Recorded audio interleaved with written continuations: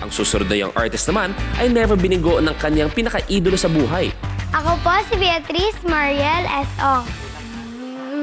Natuto po akong kumanta kasi po si Papa po and si Mama po nagka-choir. Ako po si Ariel Ong. Ako po yung father ni Beatrice. Na-discover ko po yung talent niya noong 1-year-old pa lang po siya. Ako po ay sales ng mga medical equipments po. Madalas siyang umiiyak kasi madalas po ako nasa Visayas, Mindanao. Namimiss ko po si Daddy kasi po Daddy's girl po kasi ako. Daddy, kayo po ba talagang palaging sumasama sa lahat ng mga kaganapan? Tigil yung trabaho ko pagka may mga ano siya. So marami ng events, marami ring absences. Kayo, sa trabaho. Pero okay lang po, enjoy ako dahil nakikita ko yung anak ko nag-enjoy na kasama.